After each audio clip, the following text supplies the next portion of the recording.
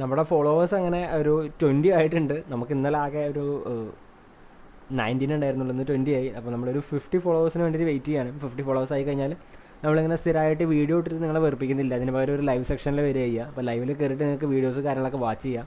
അപ്പോൾ നിങ്ങൾ ഏത് മോഡൽസാണ് നോക്കുന്നതെന്നുള്ളത് നമുക്ക് വാട്സപ്പ് വഴിയോ അല്ലെങ്കിൽ നമ്മുടെ ഡിസ്ക്രിപ്ഷനിലെ നമ്പർ ഉണ്ട്, അല്ലെങ്കിൽ നമ്മുടെ ഇൻസ്റ്റാഗ്രാം ഐ ഡി ഉണ്ട് ഐസോൾ കാലിക്കറ്റ് എന്ന് പറഞ്ഞിട്ട്, അതിൽ കയറിയിട്ട് നമുക്ക് വാട്സപ്പിൽ മെസ്സേജ് അയക്കാം, ഇൻസ്റ്റയിൽ മെസ്സേജ് അയക്കാം.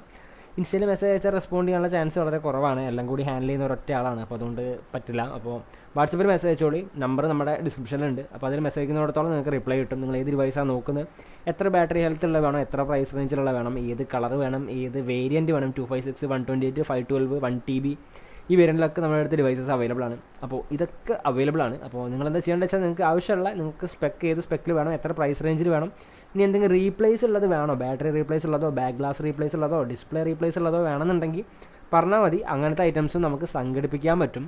പക്ഷേ നിലവിലിപ്പോൾ നമ്മൾ ഈ ഒരു പേജിലിടുന്ന സാധനങ്ങളൊക്കെ ഒരുവിധം റീപ്ലേസ്മെൻറ്റ് ഇല്ലാത്ത സാധനങ്ങൾ മാത്രമാണ്. ബാറ്ററി റീപ്ലേസ്മെൻറ്റോ അങ്ങനത്തെ കാര്യങ്ങളൊന്നും ഉണ്ടാവത്തില്ല. മീൻസ് മാക്സിമം ബാറ്ററി സർവീസ് വരെ പോയ ഡിവൈസസ് നമ്മുടെ പേജിലുണ്ടാവും. പക്ഷേ സർവീസ് ചെയ്ത ഡിവൈസസ് നിലവിലിപ്പോൾ ഇട്ടിട്ടില്ല.